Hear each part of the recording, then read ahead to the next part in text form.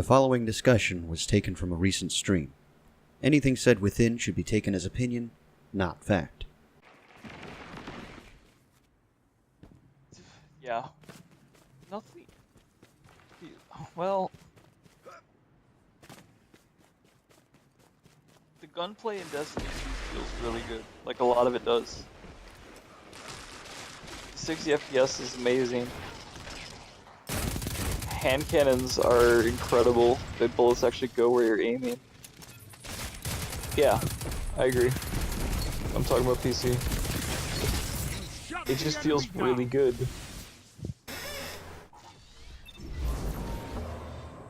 But then sometimes you get weird stuff that I think is just artifacts of the peer-to-peer system that wouldn't happen on a dedicated server where it's lockstep with what you're seeing on screen, like a Counter-Strike kind of thing.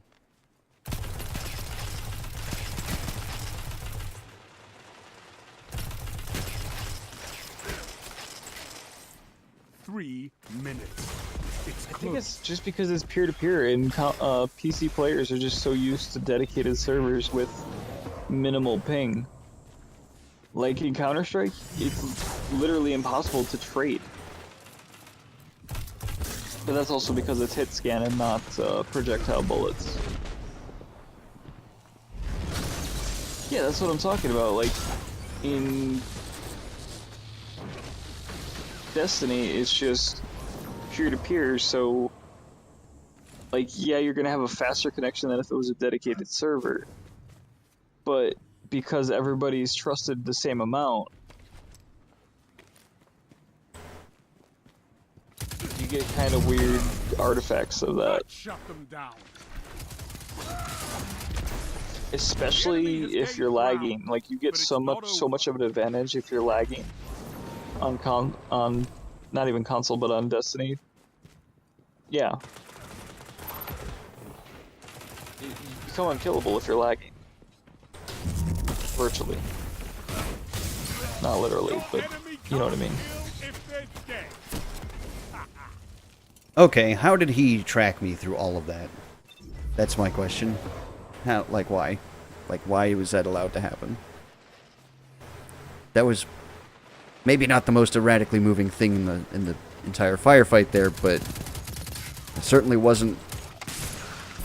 Power of mouse and keyboard, dude. Your enemy can't kill if they're dead. Controller, forget about it. Mouse, easy peasy. It's like playing Osu.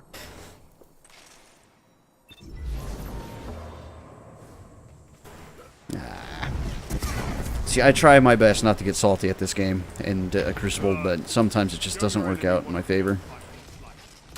I agree. Only 1 minute left.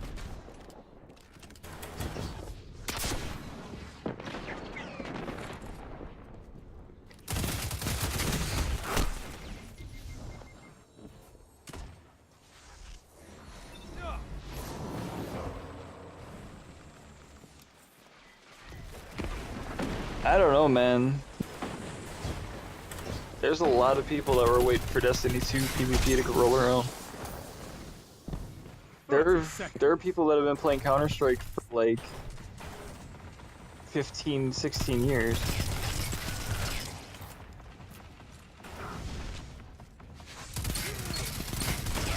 There are people incredibly skilled with a mouse and keyboard, and the thing about the Destiny 2 matchmaking system is that it's not incredibly skill-based matchmaking.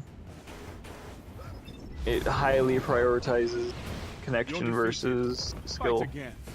Persistence is key. Or at least that's my understanding of it. Finish them this time. So you're not going against people your skill level, you're going against people as close to your skill level as you can get within a reasonable connection distance.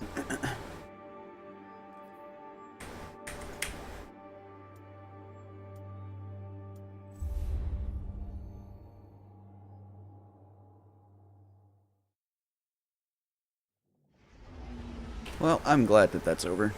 There doesn't even need to be a hidden elo. They already have a system for it. Fucking Halo. They've been making PvP games for years. Their Halo's matchmaking system was pretty good. But, like, they prioritizing connection over skill. And it's because they don't want to get dedicated servers, because dedicated servers cost money, and money is the devil. They're just trying to make as much money as they can, and they're skimping on everything. And that's why people are so frustrated with Destiny 2, is because it's like, all of the changes they made from Destiny 1 are basically geared towards competitive PvP, and then they don't do any of the things that competitive PvP games require for them to be competitive PvP games. That's what I mean.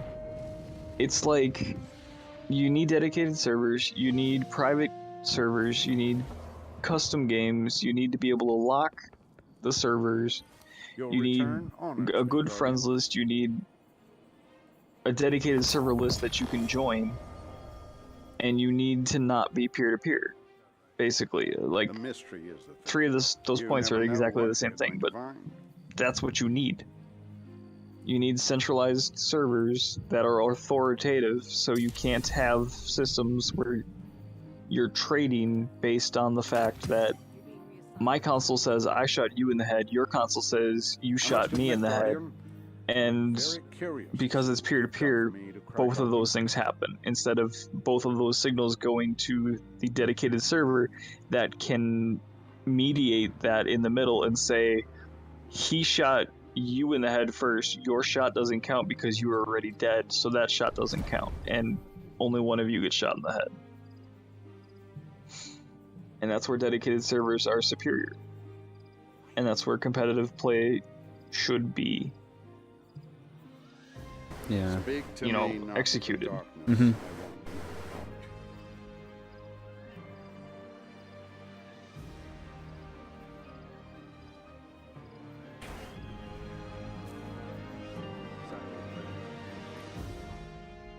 What do you think?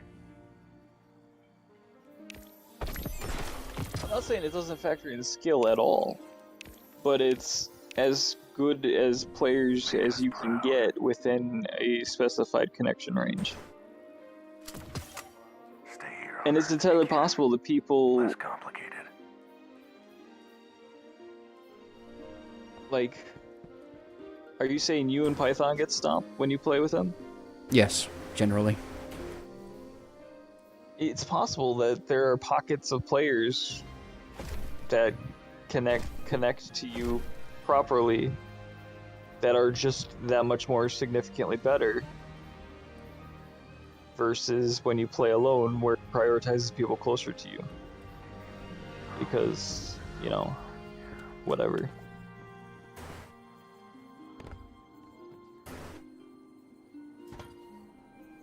Alright, let's say you have one guy on the West Coast and one guy on the East Coast that are playing together. It's gonna have to find people that are centralized to them to give everybody the best ping possible. So it's gonna be pulling people from like the Midwest and the South, the Middle South, like Texas and, you know, the Panhandle and all those kind of places. Distance between is large. Right, it casts a broader net, but it needs to.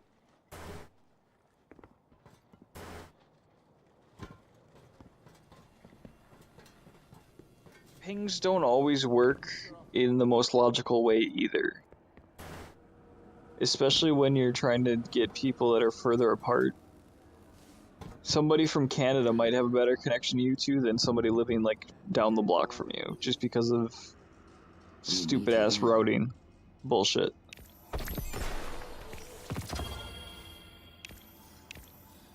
Like, there can be a person in the same state as me that has a higher connection than somebody from Texas because I have a direct line to Texas, whereas his has to go through the West Coast because he's 50 miles further west than I am. So his goes to West Coast and then comes to Texas and then through me or whatever. And it's just stupid. But it's just the way it is. And I can't say for certain, but it's complicated. Yeah. Yeah, no, I honestly can't say one way or the other. I mean, yeah, dedicated servers would be nicer. I agree with a lot of the points you guys are making. There's no reason that they can't do it. No, they there just isn't. won't. It's a delight. They just don't want to spend the money. I had this discussion on Reddit where I was like, basically saying sometimes you need to make decisions that make people happy versus what makes you the most money. Because one is short term and one is long term. Happy people spend more money in the long term. Mm-hmm. In the short term, you can make a good, quick buck, but those people are not going to be happy, and you might hurt your reputation further down the line. Right.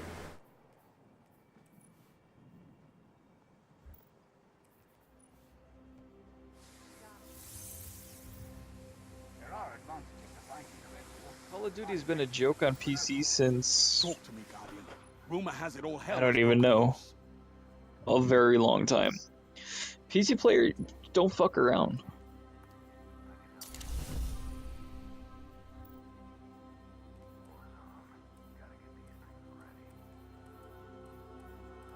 Players don't fuck around, and this is something console developers just don't understand or won't understand or willingly ignore. Is that PC gamers Our have work is had unfinished, dedicated Guardian. servers for What can I do? decades. Literally decades. Yeah, that's what I was gonna say, but I War wasn't on the Red certain Legion which while game you it can, was Guardian. specifically. I thought it was Modern Warfare 2, but I wasn't sure if it was that one or the one that came after that. Infinite Warfare or whatever. Yeah. This is another reason why I haven't bought a COD game since Modern Warfare 3. I mean, A, the games are just the same damn thing, reskinned year after year. B, PC has become more or less my main platform nowadays, with a few exceptions for certain games here and there. And then, like, I just don't like Activision to begin with. The only thing I'm buying from them lately is Destiny stuff. You know, Destiny 1 and 2. Yeah. And honestly, I don't think I'm gonna buy Destiny 3. Hmm.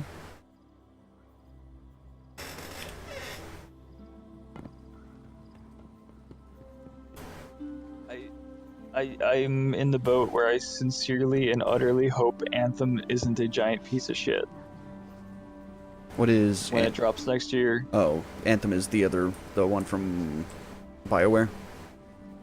Yeah. Universe isn't just a title, it's a family philosophy. Always. And I mean, BioWare has a history of making good third-person shooters. Mass Effect. Mm-hmm. Step on up. Take a And if they can do it right, Destiny should be worried.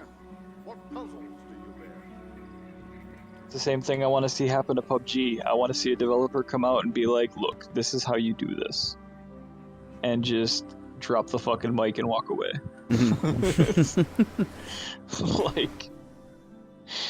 Like, sometimes you just need somebody to be, you know, have the balls to say, look, this is how you do it. Make a game. It doesn't need to be incredible. It just needs to be competent. Drop the mic and walk away. Mm-hmm. Because when you can enter into the market space where nobody else is even competent, and you can just drop something that's competent, you look amazing by comparison. Right. As soon as somebody figures out how to make a PUBG game with dedicated servers, with no lag, no desync, no bullshit, with decent hacking protection, forget about it. That's done. Mic drop, walk away. You're set for life. Yeah, more or less. That would be money printing right there. Welcome back from the front, Hunter. I mean, look at PUBG. It's the biggest game on Steam, and it's a pile of dog shit. Mm-hmm.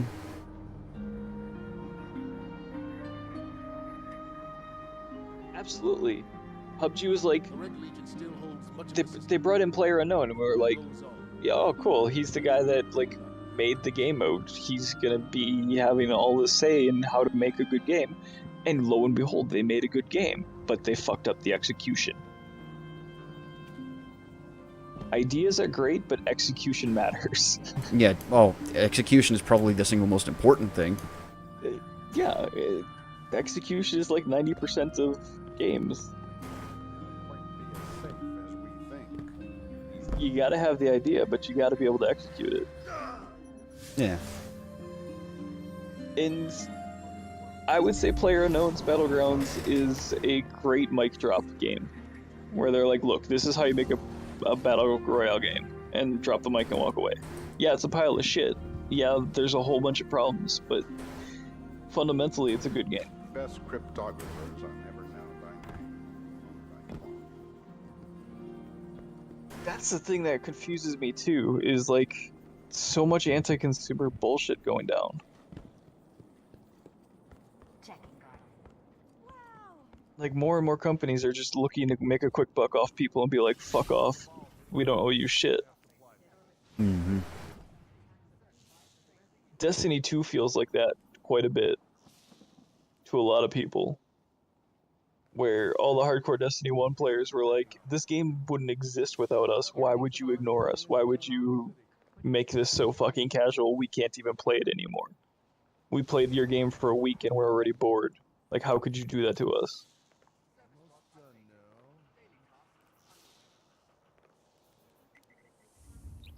I kind of lost my train of thought. I mean, me personally, I'll be the first to admit that I have a very narrow view of things. And personally, I have been enjoying Destiny 2 for what it is for the past, 2 weeks, 3 weeks now? I have been enjoying it, and I have not gotten bored of it, somehow. Even though I have pretty much done exactly everything there is to do at this point, I'm still not bored of it, because, let's face it, what else do I have to do that I don't have to spend any more money on, you know?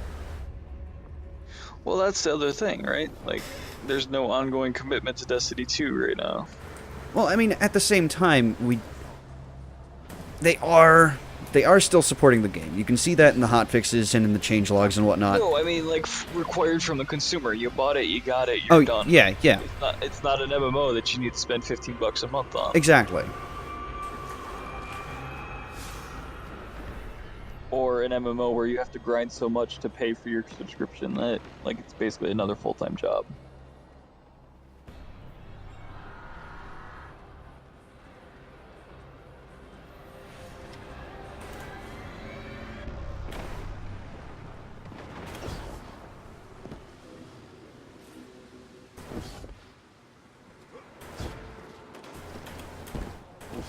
Honestly, PvP just needs to be dedicated servers. They need custom games, they need private lobbies, they need ranked modes, and boom, you have a goddamn gold mine.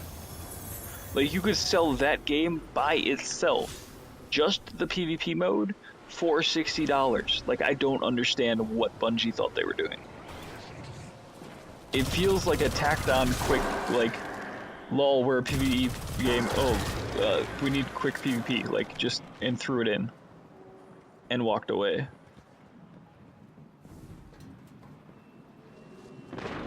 But we know that's not the case, because every, Destiny 1 had a great PvP, and it was, yeah, peer-to-peer, but when they came into Destiny 2, they knew they were going to do PvP, and they could have done it properly, and they chose not to.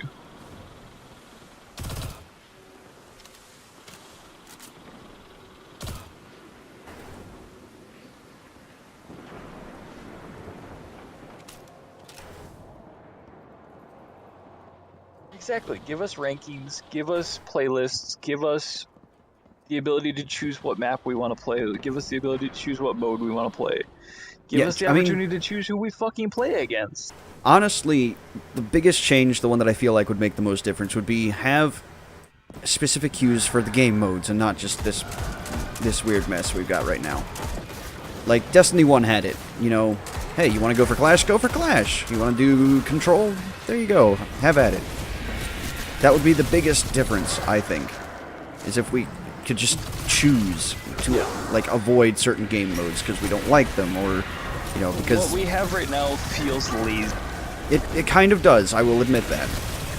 Because they don't have to make anything particularly good. They just need to make things not utterly suck. They don't give us a choice of what to play, because if they did, the things that we don't like, we won't play, and any money and time they spent on that will be wasted. if they can make us play all of it, which they are doing, none of that goes to waste. And they can point to people and say, look, we have X amount of players playing this game mode that they don't even like, but the numbers are there.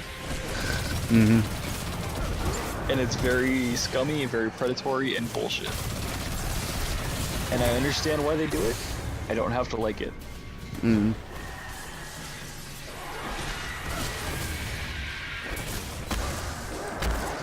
It's very lazy. They don't have to make anything good if players don't have a choice in what they do.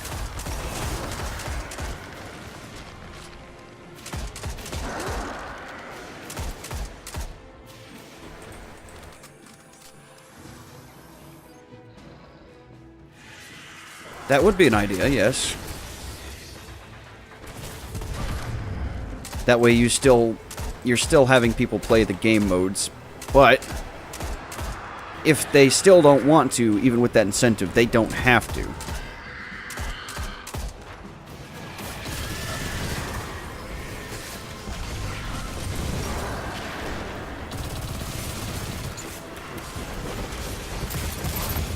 They could do that, but then you run into the problem where if you only offer incentives for one game mode, that's the only game mode they're going to play for the week. And then they'll go back to playing whatever else they want. But, like, they're only going to do it enough to get the engram and that's it. Or you'll run into the case where you're giving out too many engrams if you do one for every mode. I totally agree with you. I just understand where they're coming from with, you know, if they don't have a choice and they rotate through, we can point to the list and say, look, X amount of players played this mode today. Whereas with Destiny 1, where people could choose modes, an investor would look at it and be like, why did 90% of people play this one, 5% played this one, 3% played this one, and nobody played this one? Like, why did you spend all of, you know, X $50,000 developing this mode when nobody plays it? And stupid shit like that.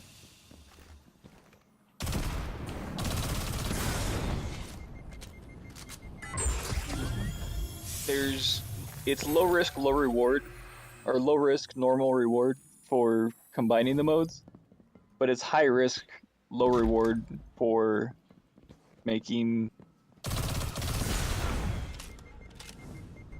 you know, each individual playlist. Because if people don't like it, you just wasted whatever amount of time and money you spent developing that particular mode.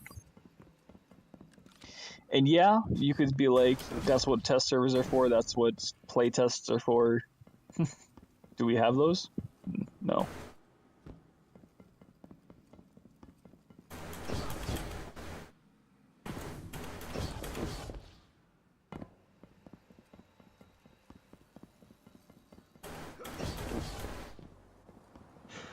The biggest, most confusing thing... Yeah, I know, dude. That's pretty much the problem, too. But you know what confuses me the most? This is the studio that brought us Halo. This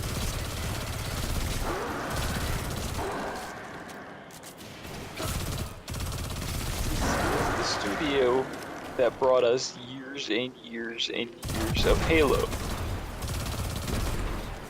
They know how to make a good PvP game. Where's that evidence? Where is it?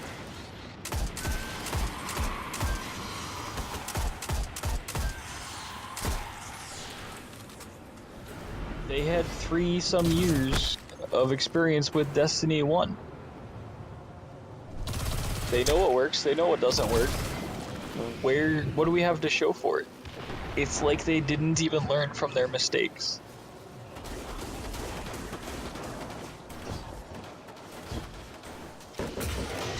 Dude, a lot of the Halo's multiplayers were amazing.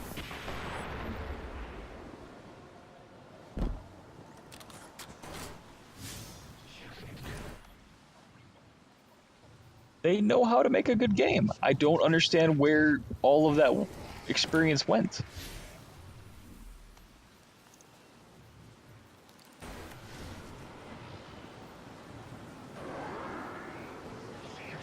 There's just no real excuse. And that's the sad part.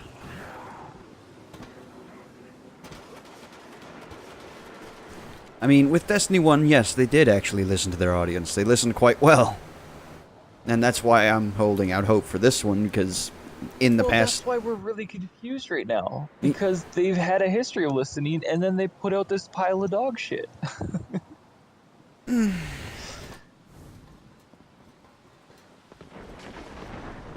I mean, it's not bad, but there's a lot of problems.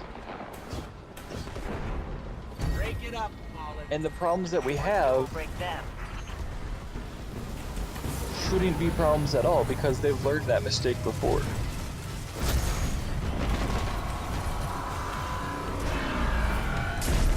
And that's Mistakes in my mind are unforgivable.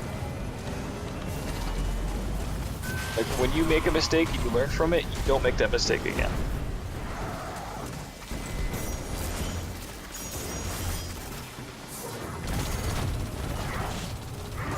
That's the last score count. Trading parties won't get their claws on these.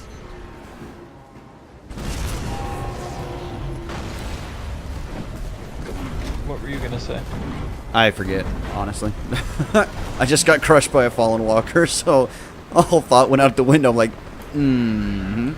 It's a hard knock life. You saw that, right? I showed you that. Yeah. Fucking good. Stole their firepower and smashed up their walkers. We felt those explosions from here, but we're still standing, and the fallen are not. High commendations.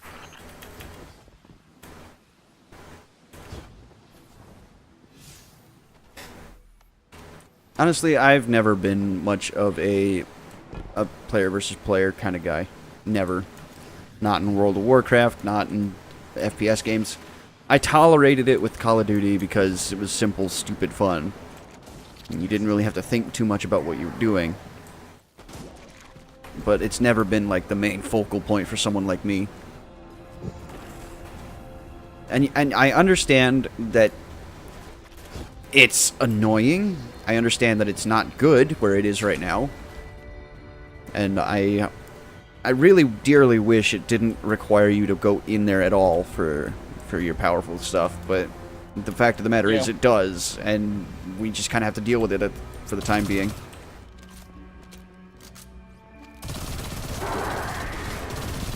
Yeah, pretty much. It's just not good. It's a shitty situation.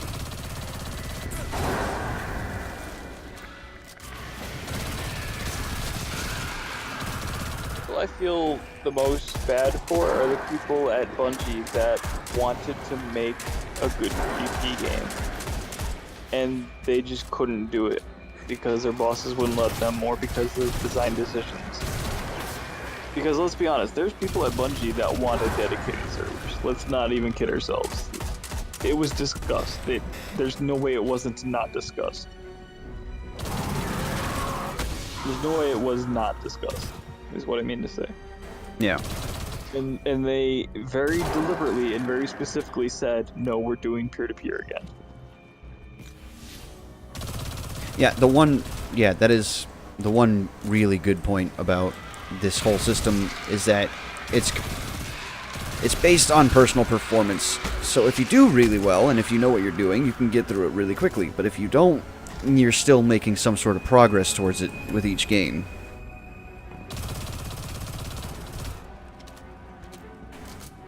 That is a good point. That is very... That's, you know, a light in the darkness. Yeah.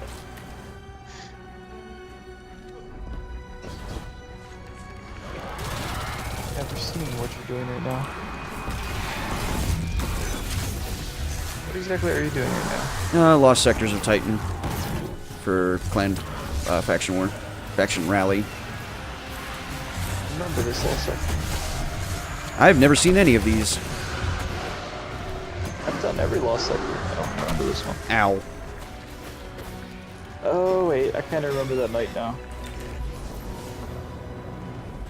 Where am I? Going this way, I think. Am I? That's my biggest gripe with the game, Doobie, is there's so much stuff you can do, but there's no reason to do any of it.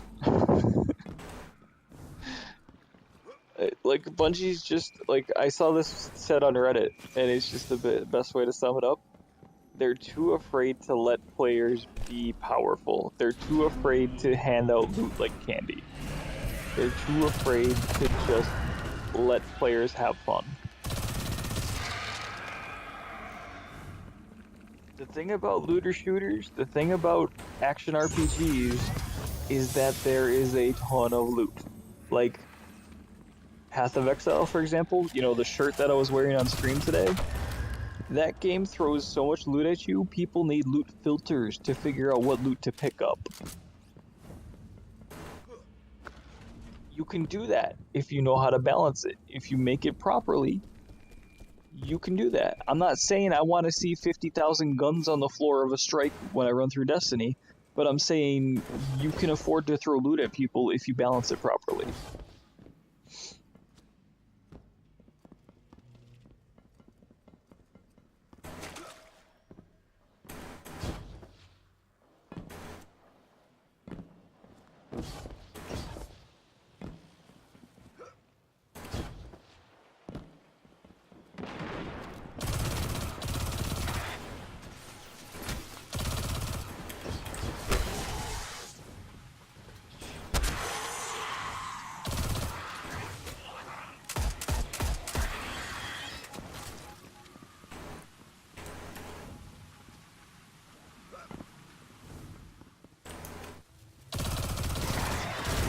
Me, I'm still holding out a lot of hope for the next expansion, and I'm hoping it doesn't take until the third expansion to get it more or less proper again.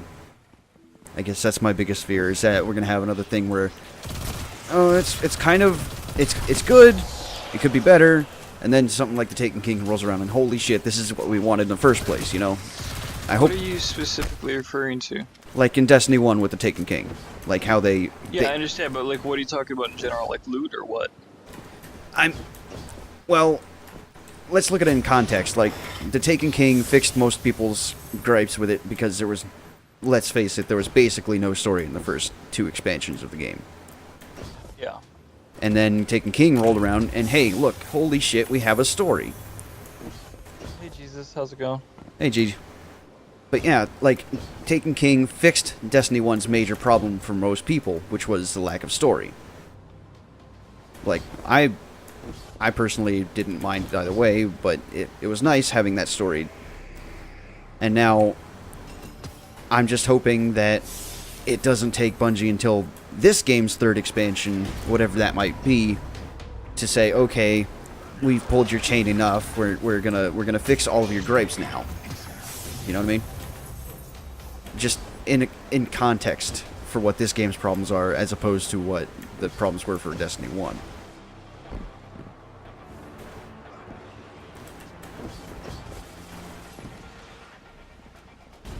Yeah, I guess.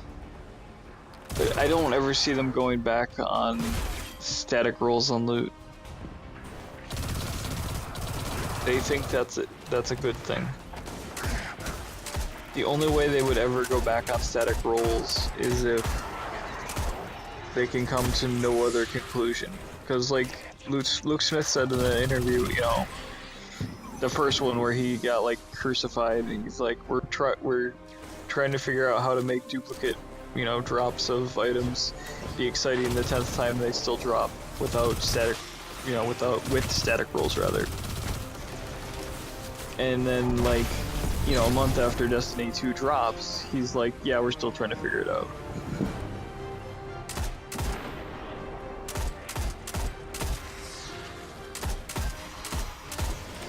It absolutely is an arrogance thing. Like, a couple of things Luke Smith said, like, really got a lot of people's goat. Like, I don't remember specifically what he said. Oh, it was the stuff about Destiny working towards becoming a collection game. And Deej put in the This Week at Bungie his personal anecdote about how the true end game of Destiny is friendship. And it's like, oh, fuck off. The day Bungie became an anime. Yeah. And like, I get where Deej is coming from. He just wanted to like share a personal anecdote. But you don't do that in official statement from Bungie. Because when you do it in an official statement from Bungie, it becomes an official statement from Bungie. Like, Yeah. like, you can't do that, dude. If you wanted to share a personal anecdote, go on Twitter from your own personal Twitter account and be like, my endgame of Destiny is friendship. And people would be fine with that. I don't know where to get this last fucking lost sector. Which one is it? Map. It's the one just to the right of the adventure I have tracked on the rig. Siren song. It's the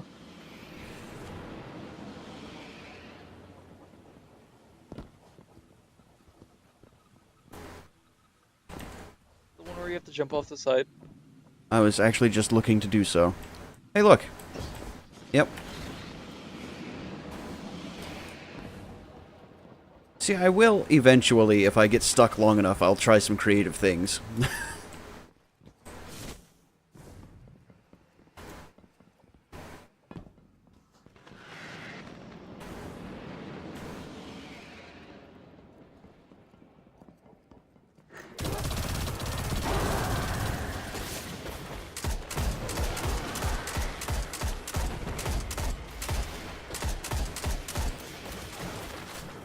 Yeah, dude, that was absolute arrogance from the part of, what's his name?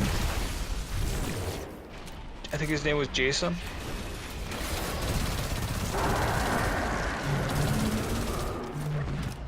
But he was the one that came out and announced Classic.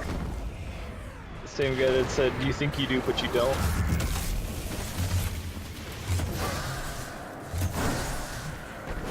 He was the one that announced Classic, which I thought was a nice apology from Blizzard. They'll never come out and say, yeah, we were wrong, but that was as close as they'll ever get.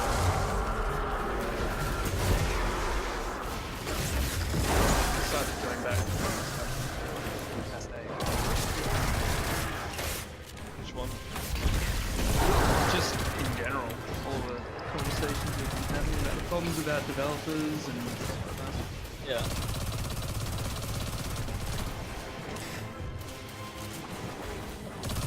It's like people saw the success of, you know, Activision, Bobby Kotick sort of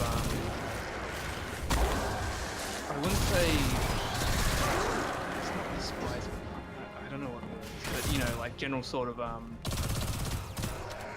apathy towards people who buy Call of Duty and, you know, being like, oh, we'll remove dedicated servers and people will still buy it and play the game, and you'll prove it right. It's kind of like, well, you know, if that happens, then what else can we do that people will still just buy and play the game?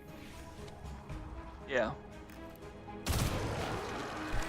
It's an unfortunate thing to be in because, unfortunately, the general public will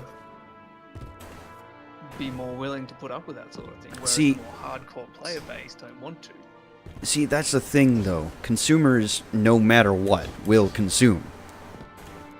Yeah, this is why Hollywood has gone the way it's gone, because they've realized that, you know, we can just...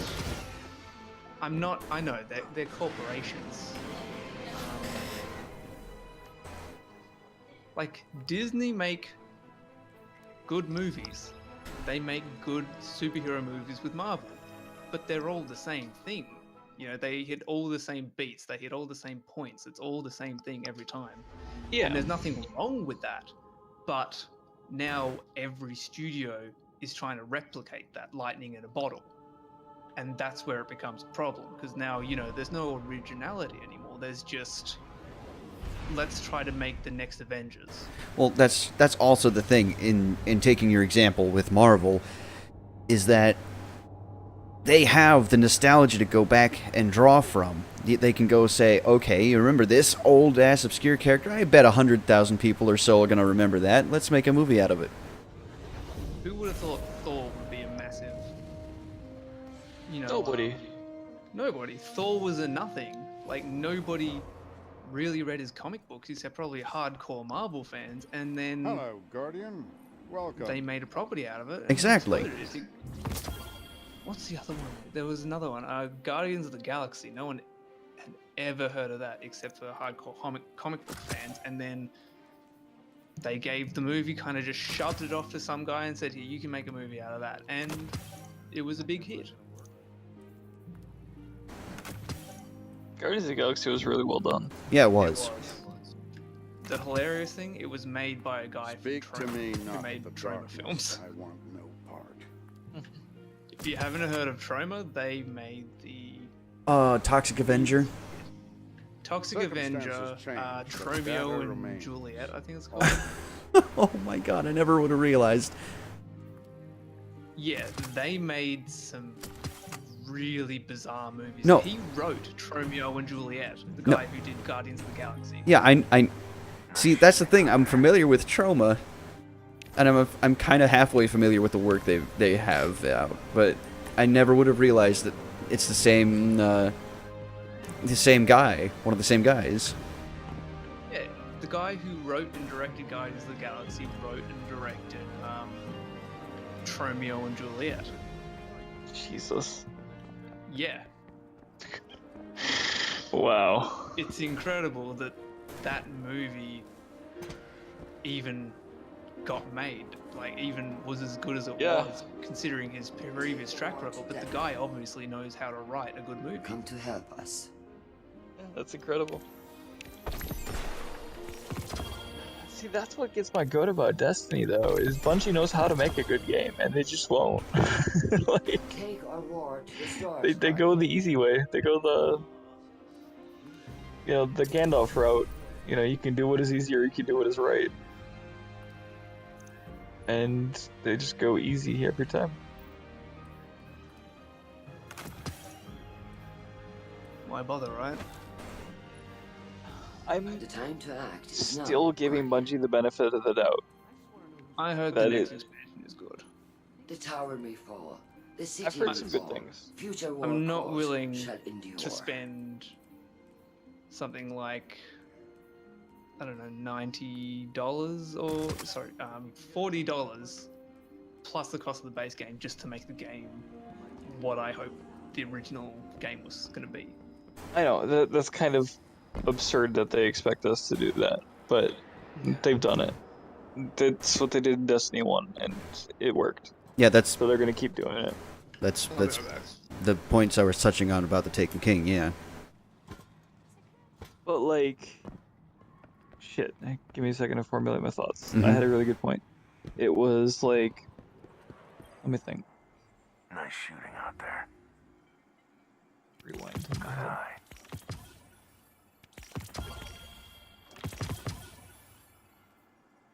Gone.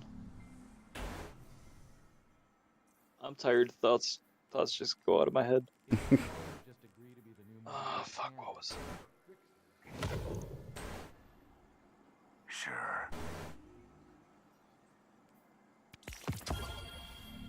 Make us proud.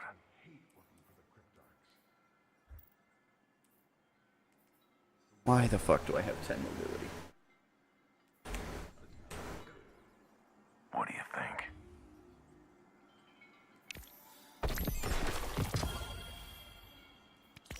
Done and done.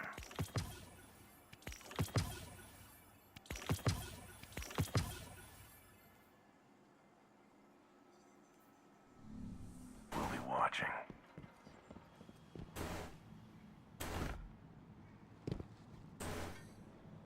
Checking now. Want to take a look, Guardian?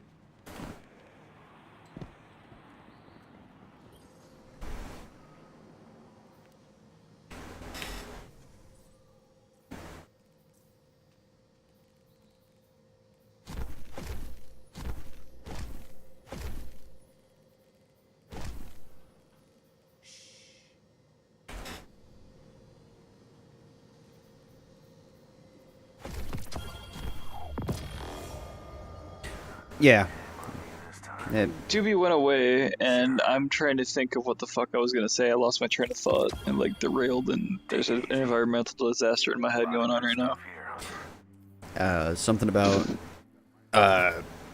having it take like 2 or 3 expansions before they fix something. Trust me. Yeah. Keep going. Shit. Like they got away with. You said they got away with it in Destiny 1. They're gonna keep trying because they did. Transfer. Uh-huh. And I think that's where you trailed off. It is. You're rattling some screws. Guardian. It reminds me. I'm still thinking. Guardian. This train got really derailed. I'm sorry. Oh, no worries. It's 1:30 in the morning. I don't It's blame not you. like yeah, it's 12:30 here, but I wouldn't expect them to do something different that works. Okay, I remember now. Okay. They were what I'm really hoping is I'm giving them the benefit of the doubt is that they made Destiny 1 super good, but it was, let's admit it was niche. Yes. It was not something for the every person. And what I'm hoping they're doing with this particular game is bringing in everybody they can to say, look, you're not a nerd, but this game isn't just for nerds. Like, it's a looter shooter MMO type thing, but it's not really an MMO. It's not really a looter shooter. It's not really an RPG. There's a story to it, but it's a game where you can just sit down with friends and shoot some guys and get some cool item, purple pixels, like whatever. Yeah, like... And then I hope they return to the roots in Destiny 3 when that rolls around. Yeah. And it's, much more of an action RPG, randomized rolls, a lot more hardcore, but there's stuff there for the casual player because they know how to do that now. Yes. They did that with this game, and I'm hoping they learn from their mistakes. Yeah, like this game, you can pick it up, do literally whatever you want to do, and drop the rest of it, and you won't really lose that much. And if the advertising was anything to go by, that's exactly what they would have launched with this game. Yeah, absolutely. Like, it was literally advertised at the service station around the corner from where we live, on like a big billboard thing, a game that shouldn't exist. Pretty much.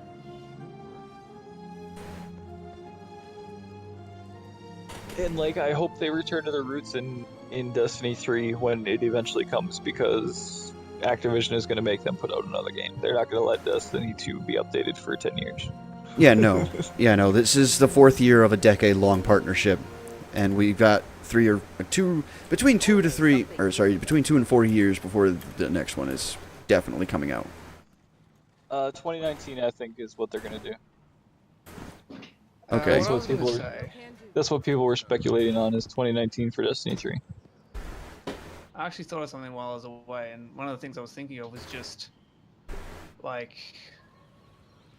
can't think of any developers that really care a lot about the consumer much anymore. Grinding Gear Games.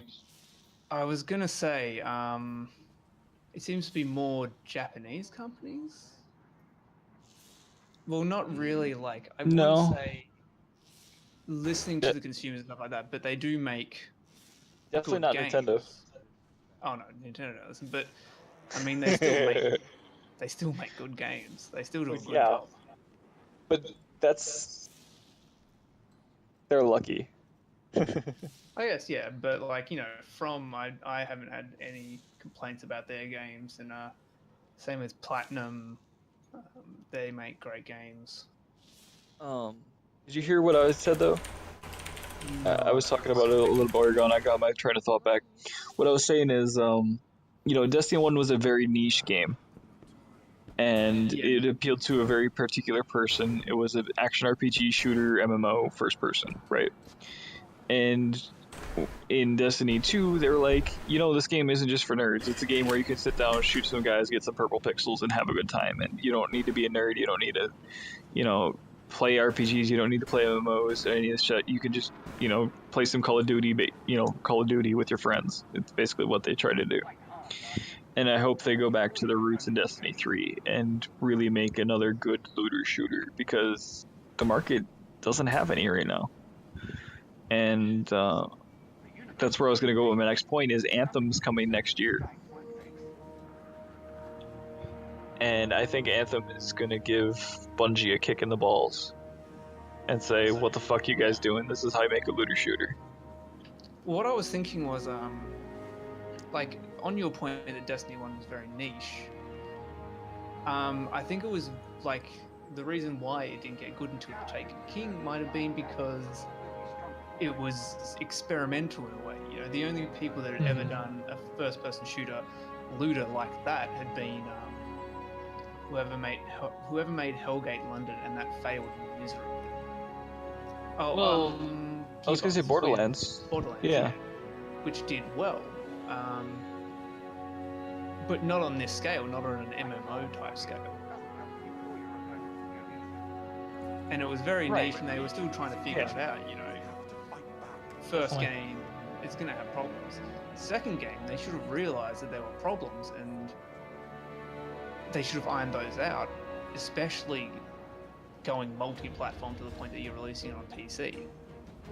Yeah, I just think they're trying to build as big audience as they can with Destiny 2, and then I'm hoping that instead of, you know, building the audience and just being like, well, give us your money for Destiny 3, that they actually go and make a game they want to make for Destiny 3. And make it more of a looter shooter again.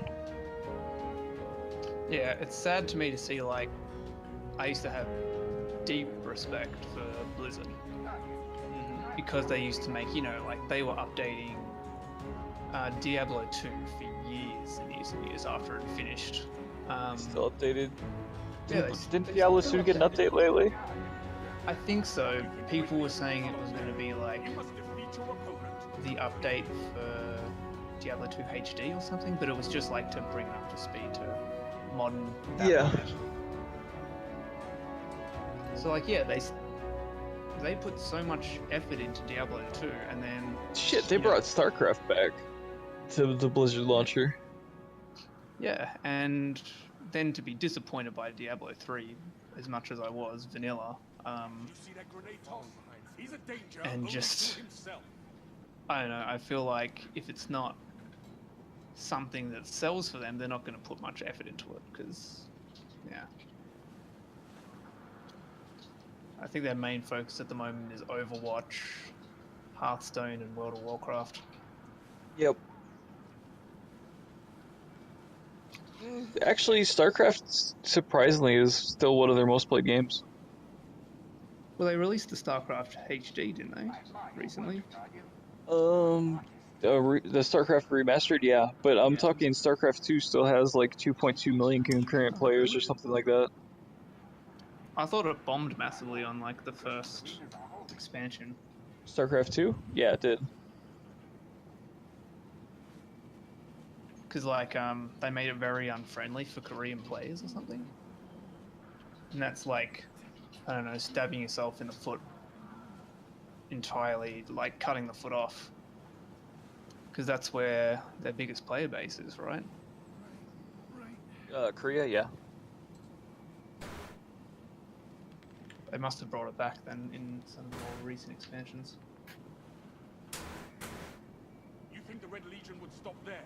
You must defeat your I wouldn't know. I don't play StarCraft. RTS is kind of like the dying game genre, like adventure games were before it. I don't care that you have strikes to get to. One day there'll be an RTS resurgence, but I think it's kind of like no one really wants to play them much anymore. I don't think, like, if there's any fight left in you, Guardian, get I'm not wording that right. What happened was MOBAs. Yeah, yeah. That's the best way I can put it. We're just settling in. Yeah, here it is from November 1st. November 1st. Yes, that's a number. Thirst is a number now. I'm gonna leave it as is. Total Biscuit tweeted. Holy shit, I'm tired. I'm going to bed after this. Total Biscuit tweeted. StarCraft 2 has had a consistent 1.8 million to 2 million monthly user base the entire year of 2017. It's like 2 million players a month still. Right. That's pretty damn good. That is. That's not a dead game. Hunter, these new recruits remind me of you. Don't know if I can think of any other RTSs that are kind of doing that though. No, absolutely not. But StarCraft is not a dead game. Oh, I didn't say StarCraft, I just meant RTS. No, I know. I'm just saying Blizzard knows what they're doing. Yeah. Blizzard And, know what they're doing, but yeah, they just, I don't know, sometimes they can be a bit over arrogant about some things. Absolutely. I'm not as big a fan of their company as I was back when Diablo 2 I'd agree. was amazing. I'd agree. The Reddit discussion was actually interesting. A guy asked, like, out of curiosity, how does that compare to Dota, LoL, Overwatch, Hearthstone, and WoW's multiplayer base? Because if StarCraft 2 is 2 million, I expect all of these are more than 5 million. And OP said Dota has its multiplayer numbers public at just about 12 million a month. Overwatch, Hearthstone, and WoW don't, but I mean, WoW is like 2 million subscribers, I think. Or 1 million, some million. WoW is still massive. Yeah. Another thought about that is that Dota 2 is completely free. WoW, you have to buy the game and subscription. StarCraft, you have to buy the game. Hearthstone, you don't have to pay for anything except unless you want to, win. And there's so many cards these days, it's impossible to grind them out yourself. And Overwatch, you've got to pay for the game itself as well. So yeah, all but these that compares just. What's your point? All of these numbers, like, yeah, Dota 2, just on the basis that it's completely free, anyone can play it, yeah, it's going to have a higher number of players. I don't know what the conversation was before that because I stepped away, but that. StarCraft 2 has had a consistent 1.8 to 2 million monthly user base the entire year. Yeah. Okay. January to November 2017. Okay. Which is pretty damn good. It's not bad. Pretty damn good for an RTS, because as I said before as well, like, it's kind of a dying genre. I think StarCraft 2 would be the only one that's still even close to profitable. Or I would disagree. Warhammer games are pretty popular still. Also, Pearl does bring up a good point. Just because they what is that? Just because they have that many players doesn't tell you how much they play, how much each player actually plays, or if they even enjoy the game in the first place. And it's just numbers without any context at all. Like, it goes for everything, really, yeah. But like, in the case of Dota 2, yeah, I'll play it like every other week, every other month, something like that. I don't particularly enjoy my time in the game unless I'm playing with friends. And in that case, it becomes less about the fact that I'm playing the game and more about the fact that I'm spending time with my friends, See, better statistics would be average daily player base, which I think Dota does have, I think. Tell the Vanguard if they want better fighters on the front line. I forget where it is. To give me time.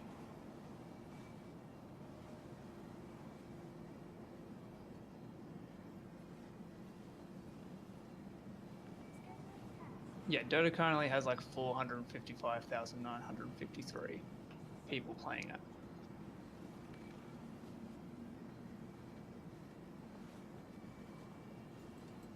Oh wow, I don't trust that. This is what I'm looking for.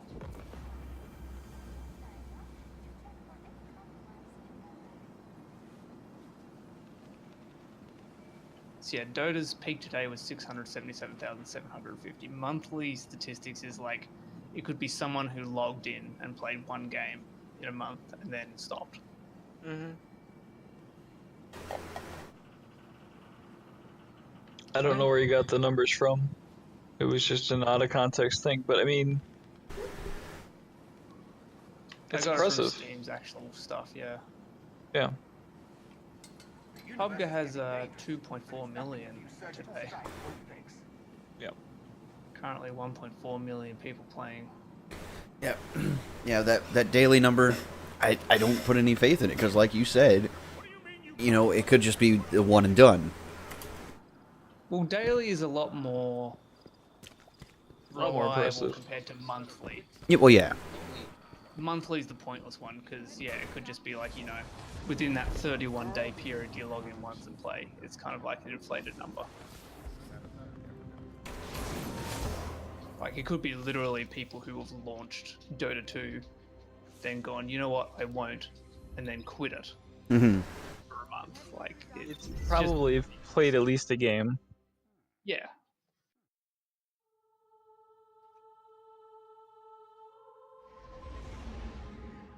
I'm trying to see if Total Biscuit provided context.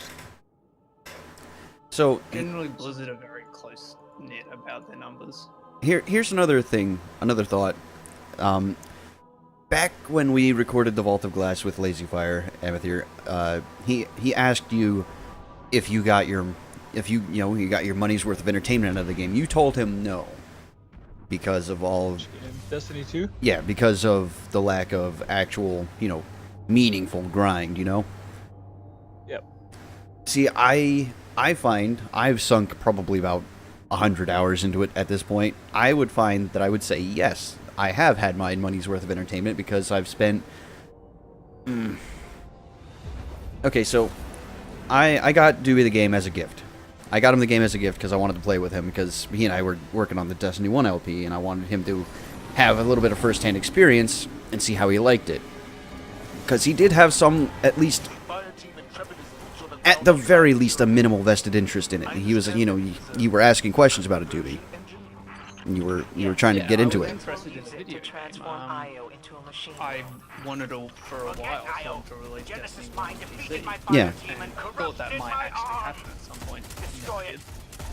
But the point I was going for is that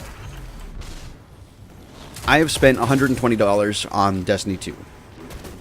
And combined, we've gotten about, probably more like 250 hours out of it. I have spent maybe, what is that, $2 and $2 and, no, half, it's 50 cents an hour. Yeah. That's getting up there pretty good. But yeah, that absolutely for me is worth it, you know, from a purely mathematical standpoint. See, for me, it would be... I know I did spend it, so I really have no reason to speak. No, you're fine. But I really wish that they'd actually buy them the BBB, because I would get you like 0.05 cents an hour right now. I would have that many hours. Yeah, for sure. And that's my point. Is like, I'm pretty picky about what games I spend my money on. Oh, I did this before. Borderlands 2 is not a good example. Steam doesn't like to track it. Doors open. Where can we find the Genesis mine? Like even Counter-Strike's not a good example. No one knows what that means, Asher. Just But make I your have words. over 5,000 hours in League of Legends.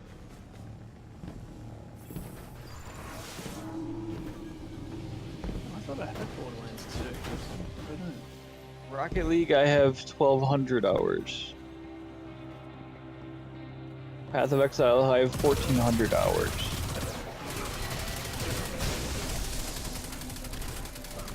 Warframe, I have a couple hundred hours. Is there a way you can sort by time played on Steam? There is. But I don't believe so. I have over 1,000 hours of Dota 2.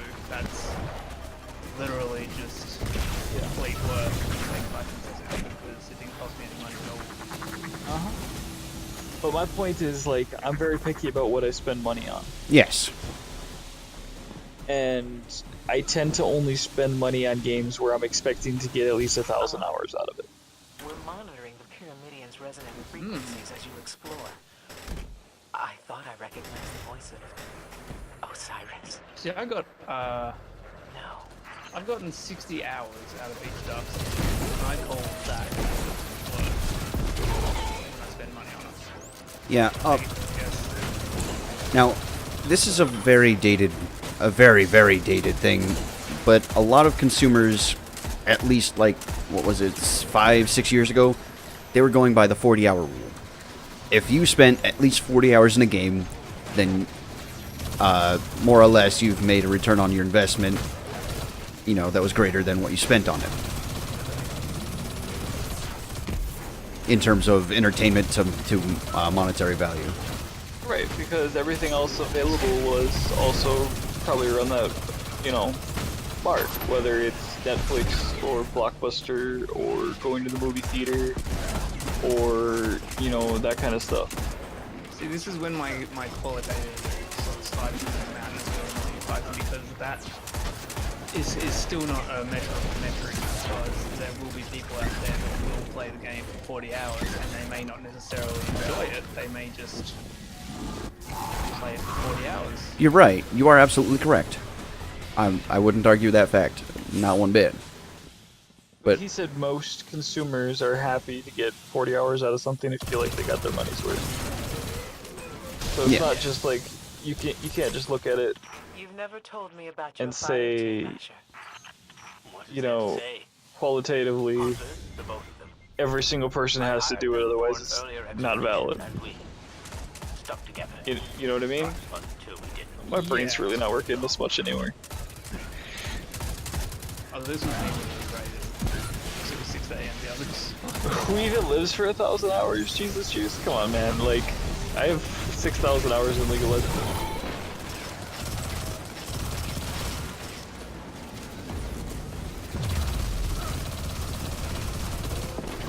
Don't make me list on my League of Legends accounts and show you. Oh, hey, hey, Ogre. Sorry, I can't quite scroll up to see what you said, but I'll look in a sec.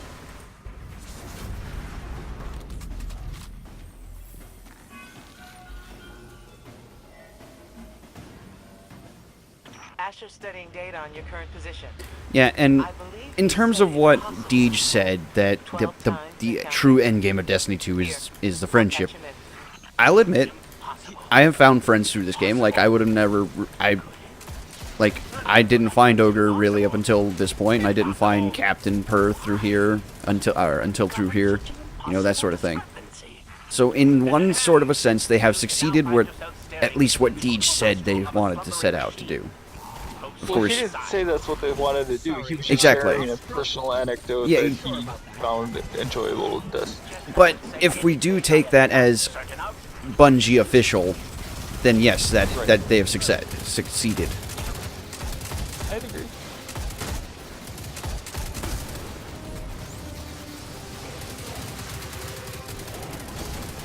I don't know, like, Jesus, I do want to go back and play Dark Souls games, but that's the thing. That was my question as well. How do you only have 60 hours in Dark Souls and have done everything? Well, I haven't done all the side quests and stuff, but basically, when I played through Dark Souls 1, Dark Souls 2 had been released for a while now, and a friend got it for me for free. So I streamed Dark Souls 1 to get to Dark Souls 2, I played that, and by the time I get to Dark Souls 2, Dark Souls 3 comes out. So I was playing through all the games. That's why I've only... We go back to Demon Souls when I bought that when it was, like, I bought that almost day one it was out. I had to buy a Japanese copy because or wasn't it? It was either a Japanese or an NTSC because the PS3 wasn't region locked, Silly me. Here's the and lake Australia now. didn't have it yet. So I went and bought it from there, and I've probably put, I would estimate 2,000 hours My in that projections game. show that you've reached the synthneural terminus at the center of the lake. I put a lot of Maybe time. the lake is a Demon Souls. metaphor. Summon the Genesis Mind. Destroy it. Make it suffer. And it is I put a not lot a of metaphor. I feel like 1,000 hours is excessive, but I would like to get like 200 to 500 hours out of a game to spend money on. And that's not like main story or anything like that. That's, you know, everything I get out of it. You know, full story, all side quests, 100% completion, whatever I decide to do in it.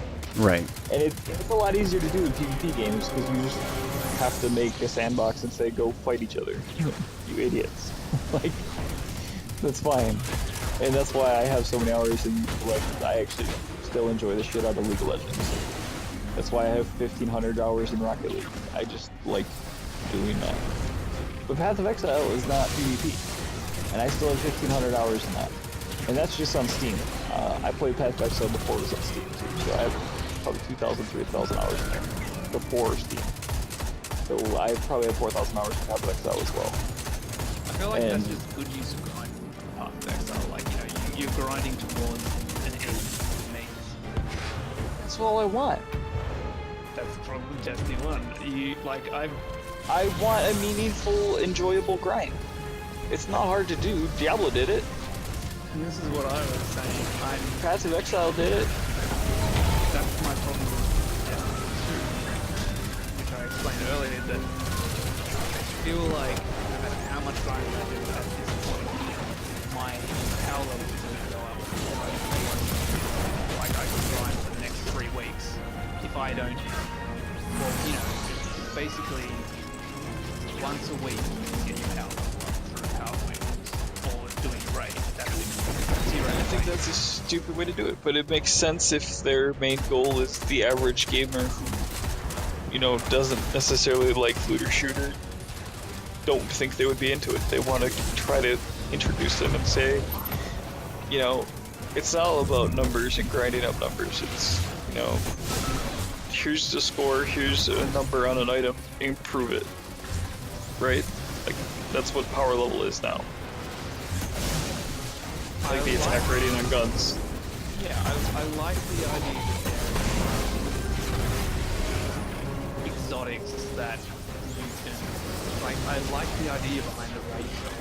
There is an exotic that caps out at a certain point and then you upgrade it and it upgrades the power. Absolutely, yeah. Great, I like that idea. There should be more of that. Like, you know, go do. This is what needs to happen.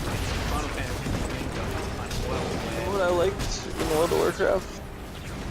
The fucking legendary quest. Oh, for vanilla, like where you for fucking ever. And you're always working towards it. And this and that sort of thing you can, like, I forgot what I was saying.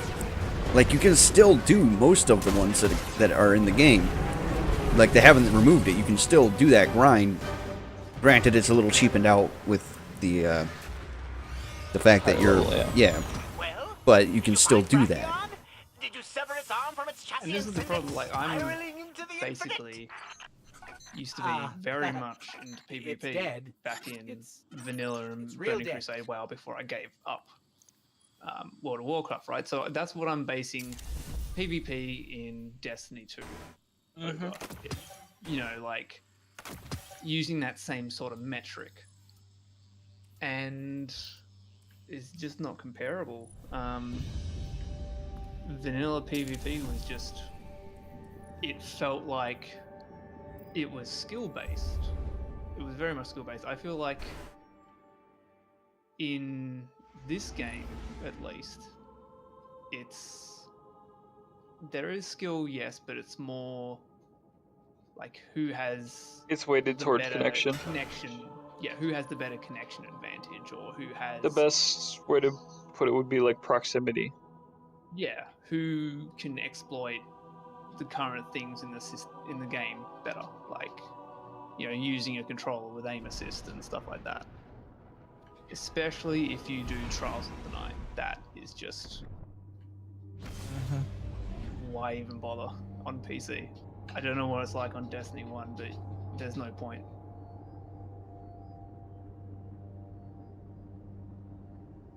No, it wasn't as bad on console. Well, also, I was reading through that Reddit thread you linked us, and I linked you? You linked me. Yeah. The one about like the DDoS attacks and whatnot. Oh yeah, that one, yeah. They were saying how this kind of thing did actually exist in Destiny 1. Yep. It was harder to do.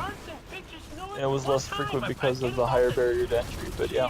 Forget it. You know what? Just forget it. Wait, where's this? I don't remember where to put it. Yeah. Am I in this alone? Jesus Christ, I am. Time to solo a strike. How has that happened even? I don't know. Why am I not able to use this console? Die. I do wish that Blizzard, non-Destiny, Blizzard would release player stats like Steam have. Did you shoot up a flare? I think that'd be very interesting. We weren't allowed to have flares anymore. Here it is. It's in the Destiny 2 channel. You have to scroll up above all of the Twitch links. It wasn't us. Oh yeah. It's my fire team was a few rounds away from blah blah blah. Lot of reinforcements. That guy's try got deleted though.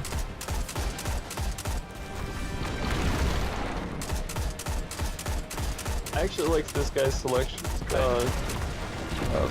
post though. I disagree. They should flag DDoSers and put them only in the match wrestling with each other, and so they can DDoS each other in the hard case.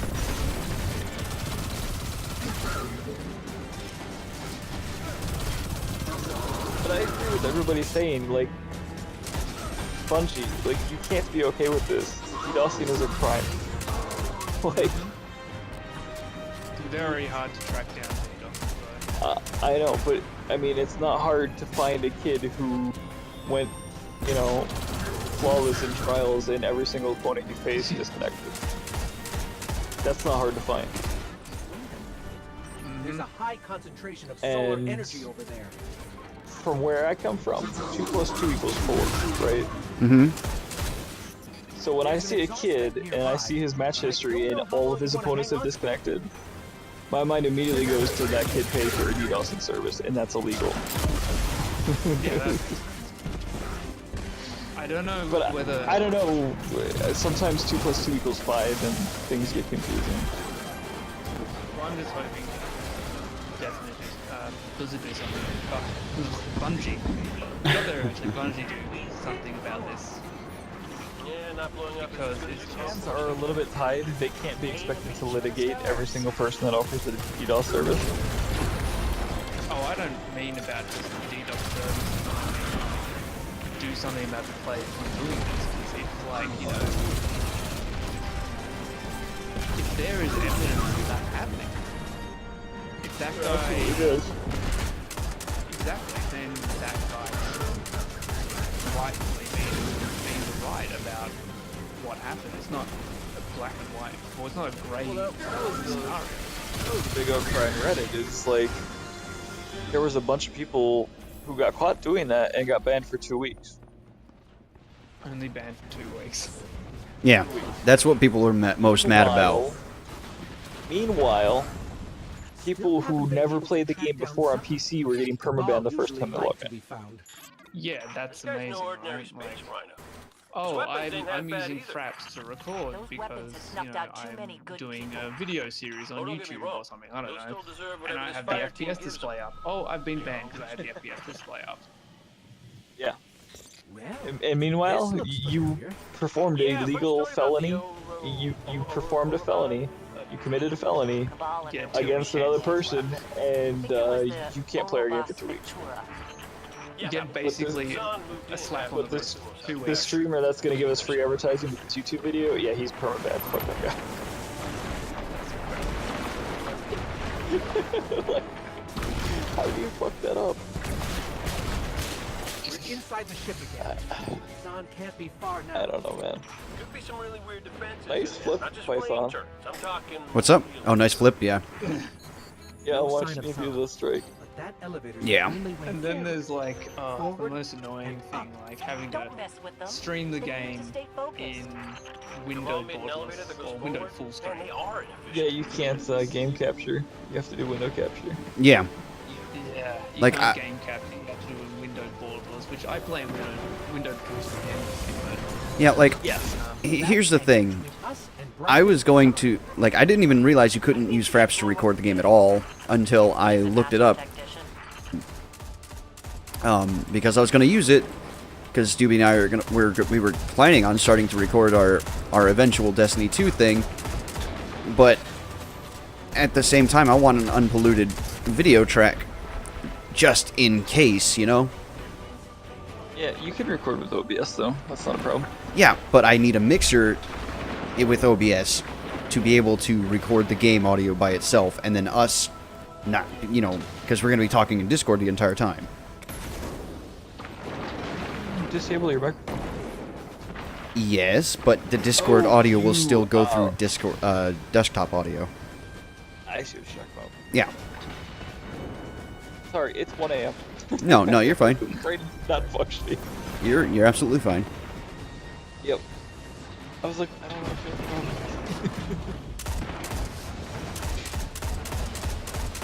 like, disable your microphone, dumbass. Yeah, apparently I am, Pearl. It's not the fact that I want 2 videos at once, it's just I want to have the ability, just in case something goes wrong, to have the video feed fine.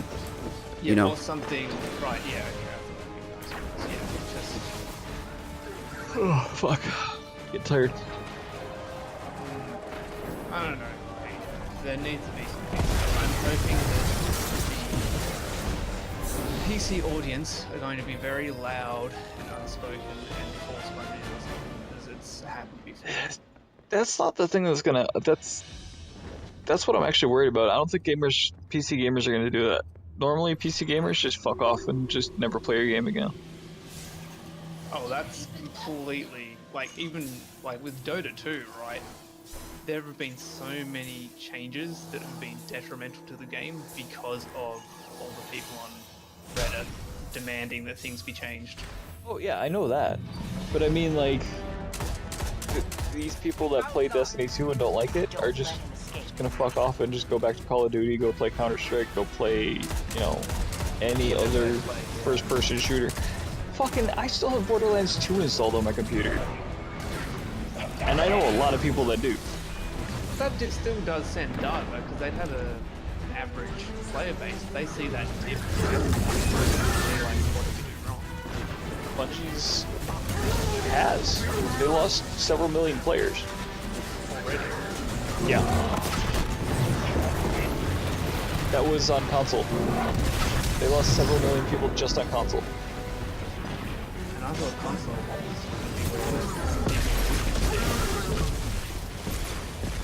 No, they played 2 weeks and then got bored. There's nothing else to do.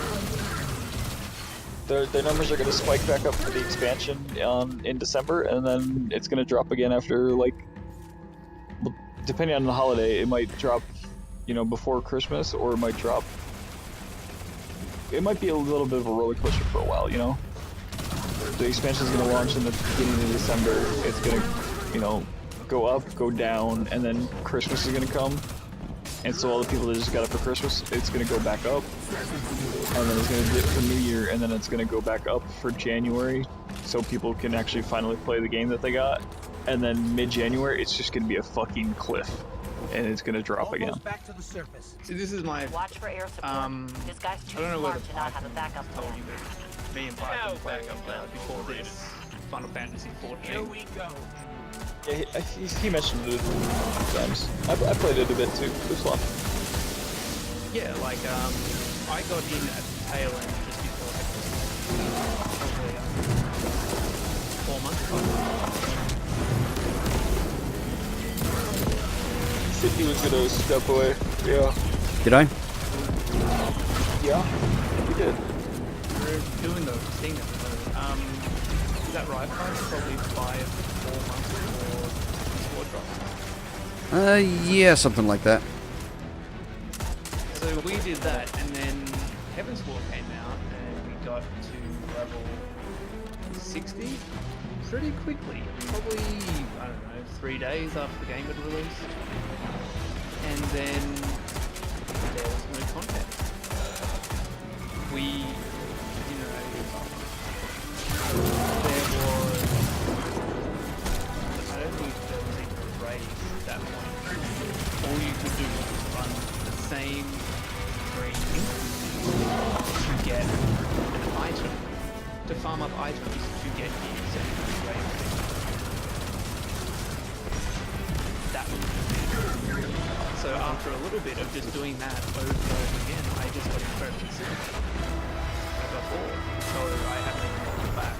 And that's what I'm worrying Destiny 2 is going to do as well. Sounds like I returned at just the right That's exactly what Bungie kind of wants, is you to play their game, put it down, and then come back with the next injection of content. And it makes sense, because more players on the servers just means more money they have to spend on data on servers and shit like that. Even if it's peer-to-peer. Like, there's some, you know, shit going on. Like, once they have your money, there's no reason to keep you playing their game. And that's just bad. Yeah, I know. It's a bad way to look at it, but that's how they look at it. Like, from a money perspective, like from an investor's perspective, they say, okay, how many units did you sell? They never say, how many people are still playing your game? The only reason they care about people still playing their game is because of silver sales. Right? But they don't want to occupy your time so much so that you get sick of their game, get burnt out, and then never spend money on silver again. See, this is where my problem lies, because, like, how many people are actually going to come back for the expansion? It's not going to be more than you think. As many. Way more than you think. You reckon? Oh yeah. Especially on console. Oh, okay. I thought barely anyone would come back because, you know, they'd be like, you know, fool me once. No.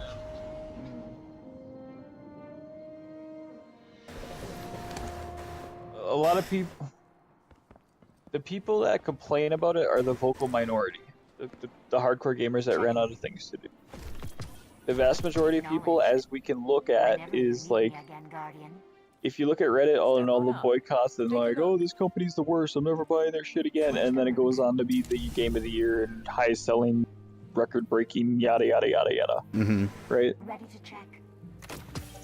The vocal minority is a very small percentage of the population. And when December 6th rolls around and the expansion comes out, they're going to be above the numbers they were when Destiny 2 launched. I promise you. An absentee adventurer can be. They're going to have everybody back, and then some, and then it's going to dip again. Guardians are over. And then the next expansion is going to come back, and it'll go up again, and then it'll dip again. It's a roller coaster. It's turning into Call of Duty, where, you know, they inject some content, people play it, they get their high, and then they move on. And then they come back for the next dose. It's not a slow burn like of an MMO, which is what I think is going to turn off a lot of PC gamers.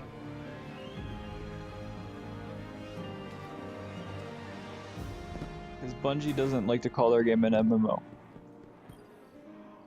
Hello, Guardian. That makes sense. Bungie doesn't like to call their game an MMO, and PC gamers are like, if it looks like a duck and it quacks like a duck, it's a fucking duck. And we expect a fucking duck when we hear a duck quack and we see a duck standing there. Now, for you to parade a duck out and it's quacking and it looks like a duck and you tell us it's a moose, we have a problem. Yeah. That's a good analogy. I like that. You give me RNG on top of RNG. You give me damage numbers. You give me DPS. You give me raids. You give me instances. You give me, public events. And then you tell me it's not an MMO. I tell you to go fuck yourself. I look forward to the story. Yeah, well, there's a bunch of stuff that's just ripped straight from other MMOs. That if it's not an MMO, then what is it? Return to war. It's a shared world role-playing game. I mean, come on.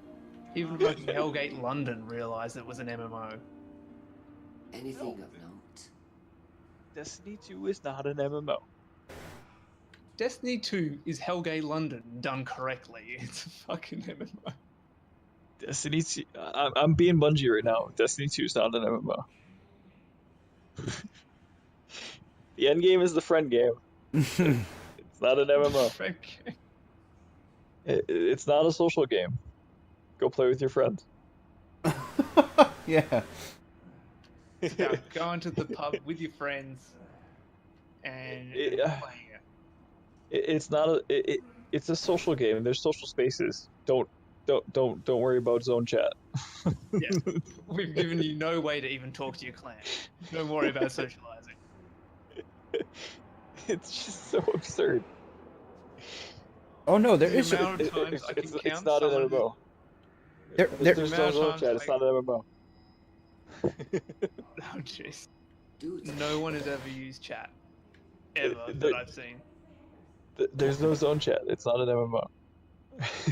Like, there is actually a way to chat with your clan, despite or beyond like Discord or what have you. It's on a website. Yeah, it's on their website. Doesn't count. I mean, let's face it. Okay. I finally figured out why It's the. like you go, Python. It's like you go onto Bungie.net and they have a little news post that says we set up an IRC. Connect if you want to. Hey, here's our Discord link. Except they've hidden it behind 10 different things you have to click on. Ugh. Well, that's what that is. In saying that, I think I've also realized the reason why.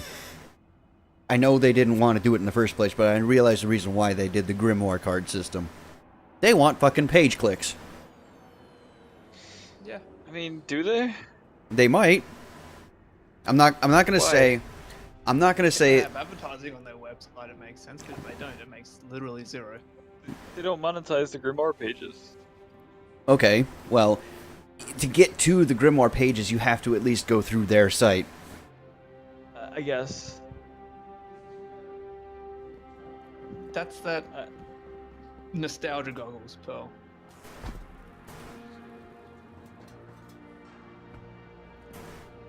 You think you do, but you don't. That's my answer whenever someone's like, "Your beer goggles, nostalgia goggles, take off your rose-tinted goggles." You think you do, but you don't. You know what? Some people do want vanilla WoW back. Yeah, I want Burning Crusade WoW back. I would love that. Dude, I would kill for Burning Crusade. That's the thing, though. Like, I don't know why vanilla. Everybody wants vanilla WoW back, but Burning Crusade was so much better. Like, what I think is gonna, what I kind of want to happen is the progression servers. You know, you start with vanilla, and then a couple months later you get Burning Crusade, and then you get what came after Burning Crusade? Wrath. Yeah, Wrath, and then Cataclysm, and then Except so leave forth. out Cataclysm and Pandas.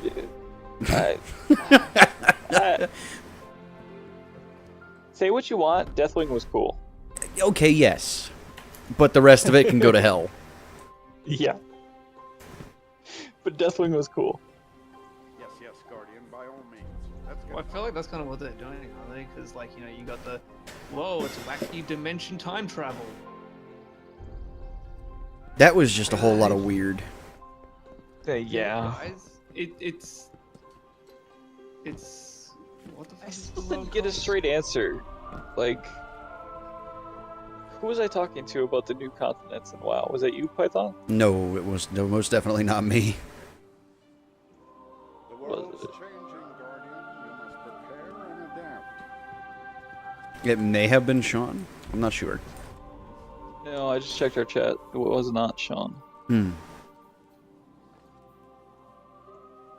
But I do agree to a certain point. I don't think vanilla WoW is going to be too much worth it, unless there are some quality of life changes there. Because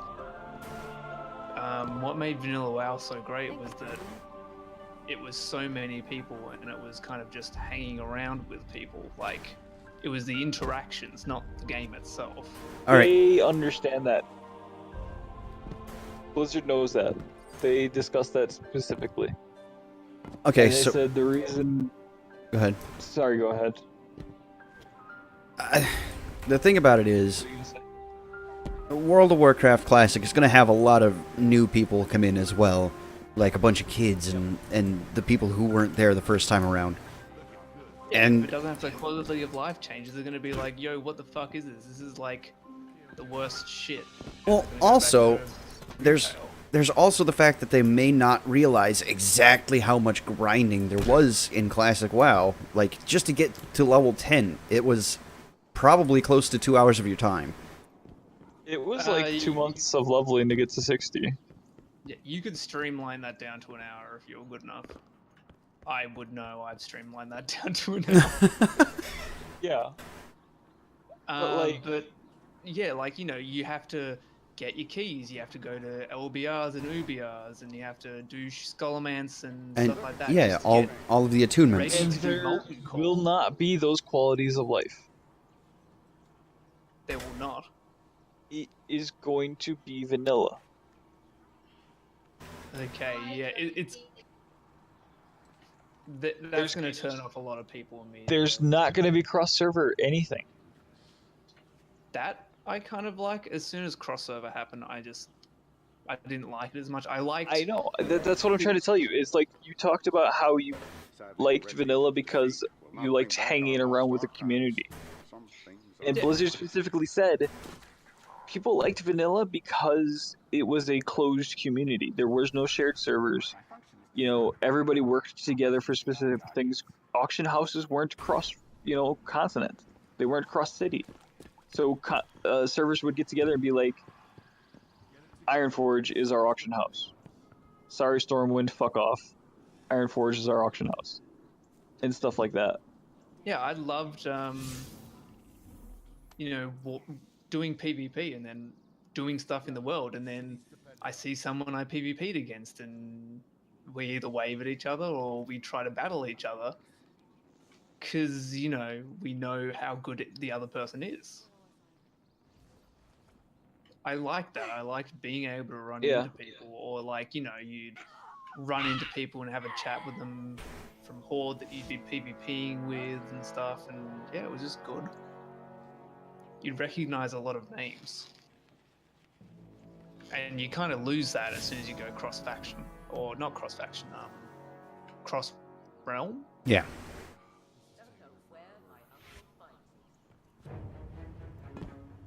But, yeah, I still think a lot of new players that go there and don't realize how it's very streamlined as far... I haven't played the most recent WoW expansion, I can't say what it's like, but from what I've seen, it looks very streamlined in terms of getting gear ready and raid ready and stuff like that. There's a lot you have to do just to get geared to raid in WoW, and even then there's Molten Core took hours to complete. Eurogamer sat down. Sorry, Eurogamer sat down with Brack and did a Q&A. Catch you later. And here's the question.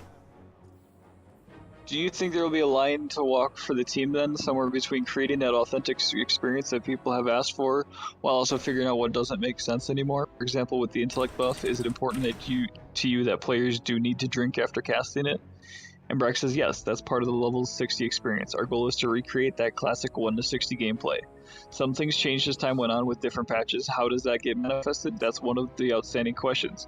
But yeah, the goal is to recreate that exact experience for better or for worse. Yeah, I think it's going to be. Well, they might not. They're not going to change anything. They're going to try to get it as close to the null as they can. The only thing they might possibly change is the graphics to make it look slightly nicer. That's it.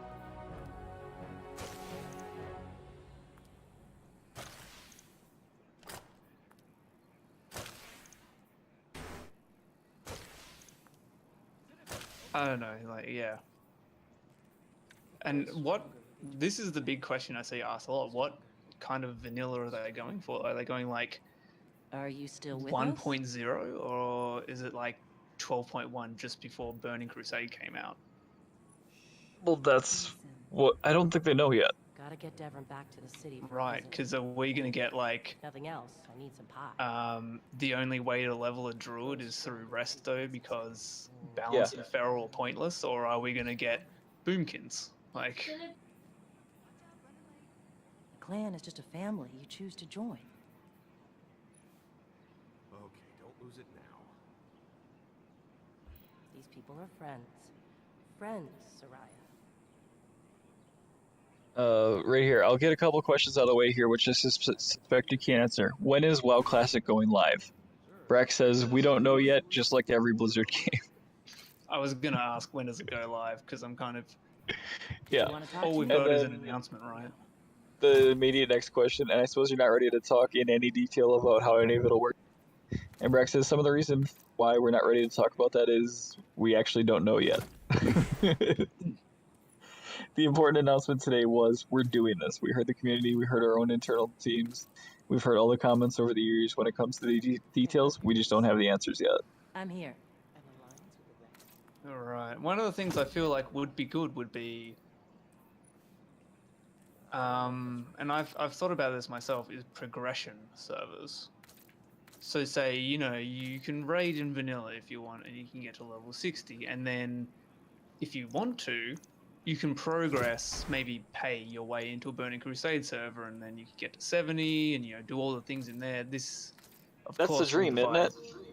Yeah. You can play whatever expansion you want. That'll divide the community too much, and that's well, yeah. Right. I've seen a few suspicious exos today. So PC Gamer also did an article, and they sat down with Brack and talked a bit.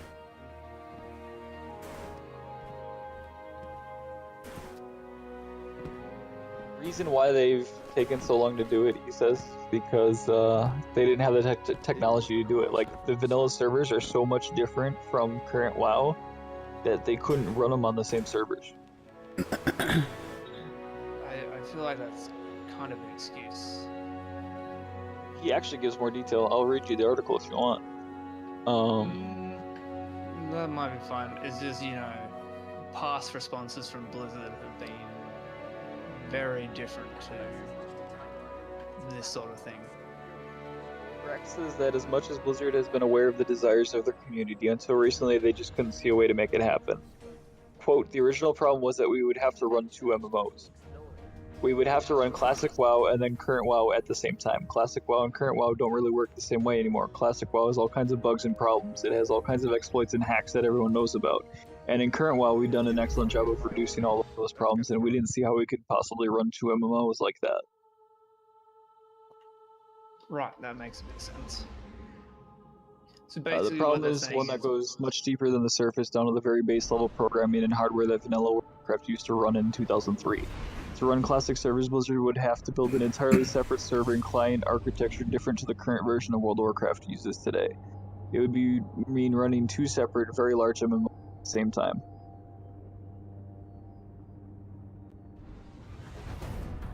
Brack says, we think we have a way to run the classic servers on the modern technical infrastructure. The infrastructure is how we spin up instances, continents, how database works. It's those core fundamental pieces. And running 2 MMOs of that size is a daunting problem, but now we think we have a way to have the old WoW version work on modern infrastructure and feel really good. Right.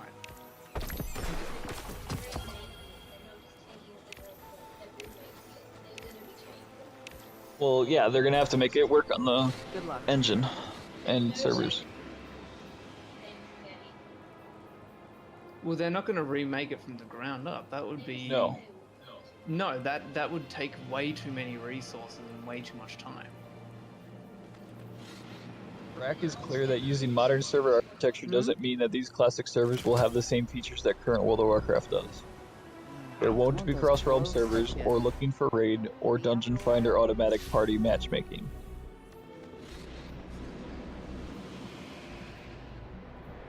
There's going to be no matchmaking.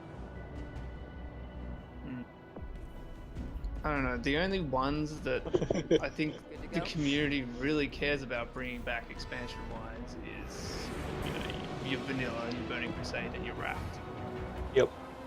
I think those are the only three. I think anything after that, the community is just like, I don't care. One of the tenets of Classic WoW is none of the cross-server realms and different server sharding options that we have available to us today. There's a lot of desire on the part of the community that this is something that they don't want. They don't want connected servers. Mm-hmm.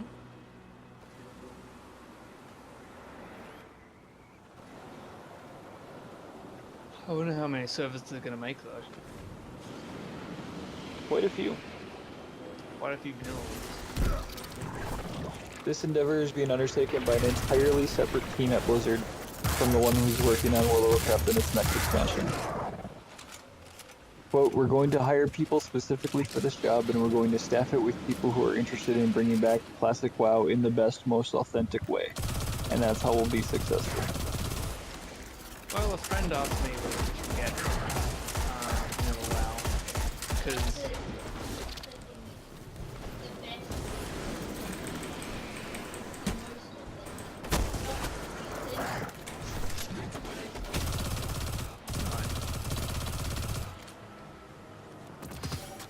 anyway, a friend had asked me, I know what if he should get it, because he knows I play on you know, totally legitimate Blizzard Burning Crusade and vanilla servers. He was asking whether he should get it, and I think I told, well, I did tell him. I told him no, because I think it'll cost money to buy it and a sub cost on top of that. I don't know if there will be a cost to buy it, but there will be a subscription.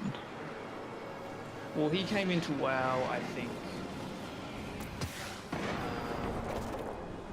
definitely post-Wrath. I can't remember when he came in, but I think it was post-Wrath. So, he's never played it. So he would have to probably buy it. Maybe, I don't know. No, when you buy up to Wrath, yeah.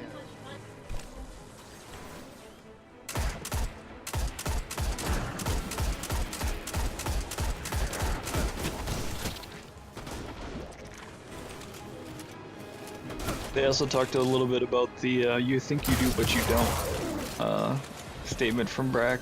Oh, what did he say to that? He said the sentiment of what I was trying to express back in that day was that there's this thing called rose-colored glasses. There's a memory of this place, the time, and the stage of life that you were in that contribute to the nostalgia that people feel towards classic World of Warcraft. If you look back at all the things you have a deep love for, you have to look at, okay, that was the thing, but what contributed it to be in that thing? Brett compares it to his love of Star Wars. He says that, like most people, he cherishes the first movie because it's so firmly rooted in his memories. It's nostalgic. If Star Wars were released today, would it have the same cultural and personal impact? Though that question still lingers, Blizzard is done telling people what to think. It doesn't matter what I think, Brack says. This game is very powerful for a lot of people. This is a game that people have put hundreds and hundreds of hours into and have deep love for, and it's not something you can experience today. It's not something that you're able to go and play at a Blizzard quality level, and that's what we want to deliver. That statement right there is what I'm interested in. It's not something you're able to go and play at a Blizzard quality level. He's talking specifically about vanilla servers, private servers. And they want to deliver Blizzard quality vanilla servers. Well, that's like if you've ever gone and looked at like Blizzard servers before, not private servers, it says, you know, like Blizz-like. It doesn't say exactly, it says Blizz-like, because they don't try to get it, they try to get it as close to the camp. Yeah, it's still going to have issues. Yep. Because, you know, it's normally a small team of 4 people working on it. There were a lot of bugs that we ironed out, especially when you take into consideration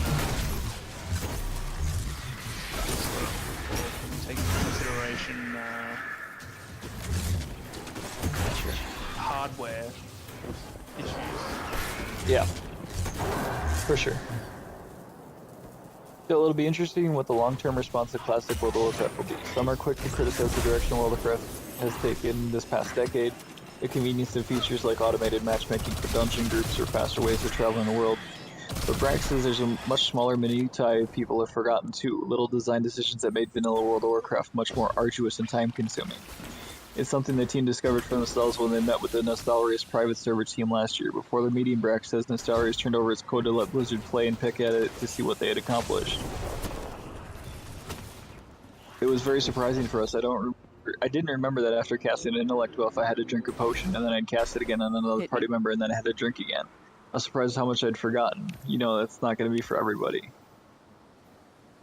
He says that he expects quite a few looky-loos who will stop by to remember the good old days for a bit. He expects that there'll be a great deal that they've forgotten too, like having to farm fire resistance gear, feed pets, or buy ammunition.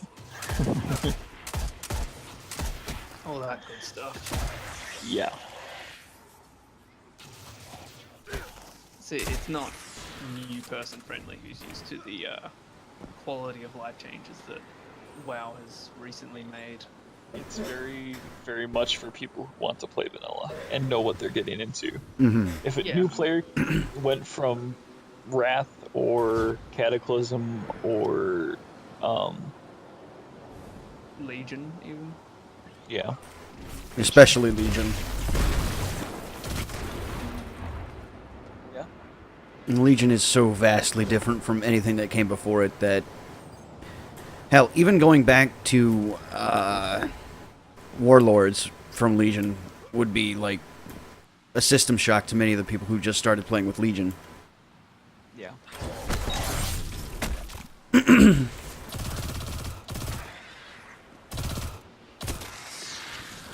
Yep, like that's just what vanilla was like. It was about having a second job, basically, or just having a job in the game. You'd spend 8 hours a day playing it because you'd have to do this quickly, or you'd have to do that.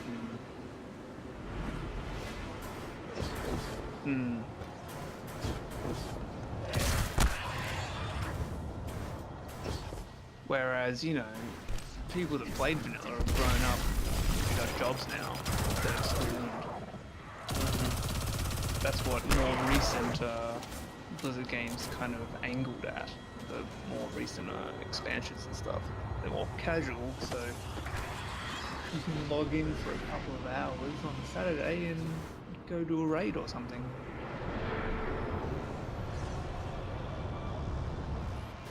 I mean, that being said, there is still definitely the, like, hardcore archetype there. Amythir and I, we know this very well. We were in one, in a group tailored specifically to do that.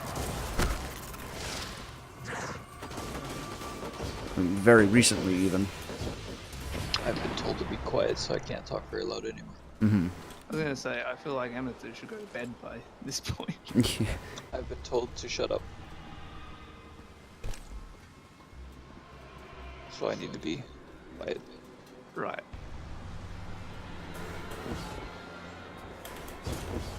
Wait. Lost somebody. That was a spell. Oh, yeah. Wait, yeah. What? Okay, never mind, it was Jesus. Yeah, that's what I thought. I don't think Bro was in here. Yeah, she never was. She's telling me.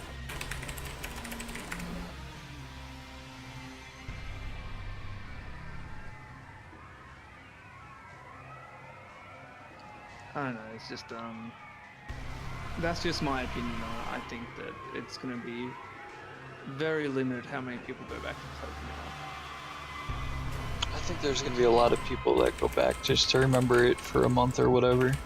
Yeah, there's gonna be that, but it's not gonna last forever. And the people who do, the people who do go back to it hardcore, the raid and PvP and stuff, well, you know, vanilla has a cap on just how powerful you can get.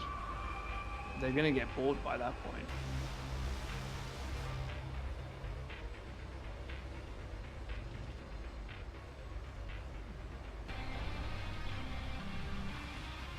Yeah, in saying that, I mean, Blizzard have got their money out of it, so... They know. The author here says, as a long-time World of Warcraft player, even I don't know whether classic servers will be a success.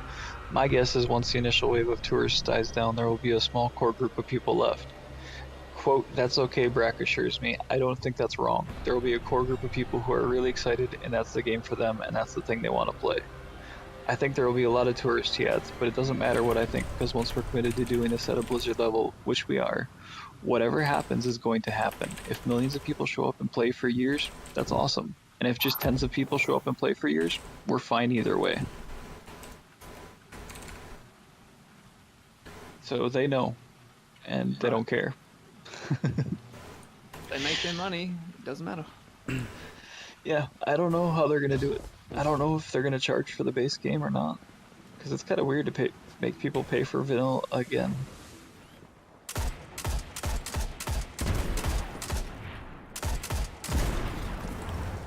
Yeah, it's 2 a.m. I'm gonna go to bed. Fair enough. Alright. So yeah, Amythir, it's been fun talking to you about this.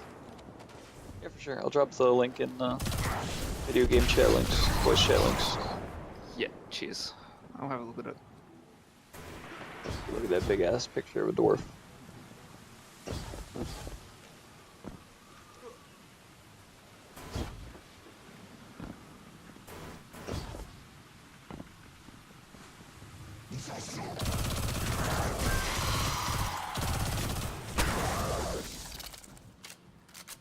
Damn, I never did get to watch Doctor Strange. I just looked at my Netflix tab. It was just sitting there waiting to be watched. I distracted you too much by talking about things I care about. How dare you? How dare I do that? I'm still gonna play vanilla for a month or two. It'll be good. I'll give it a look if it's fairly cheap. I should say that. I'm not gonna get it if I have to pay for it again. Just fuck that. I paid for it once already. If I have to buy it again, definitely not. If I have to pay subscription fees of like $20 a month, definitely not. It'll probably be 15. That's still a bit too expensive. That's like $20 Australian.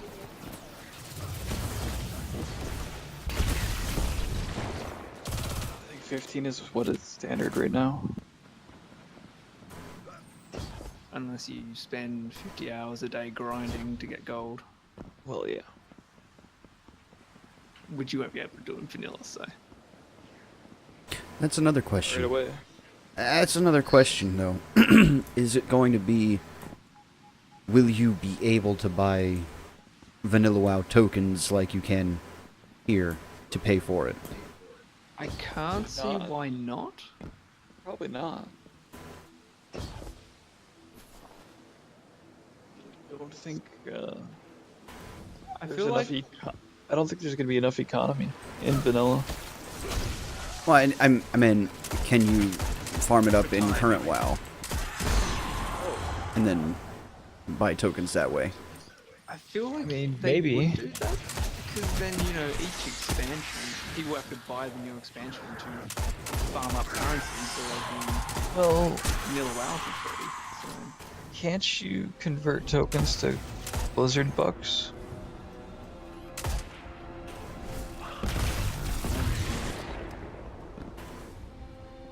Because I know you can farm up gold in WoW and then apply it to your Blizzard balance.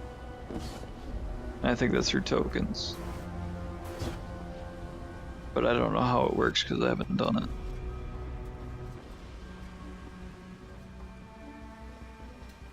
Yeah, I wouldn't know personally. Okay, I'm gonna say it's gonna go to bed. Yeah, I'm going to bed. Good night. Good night. Later.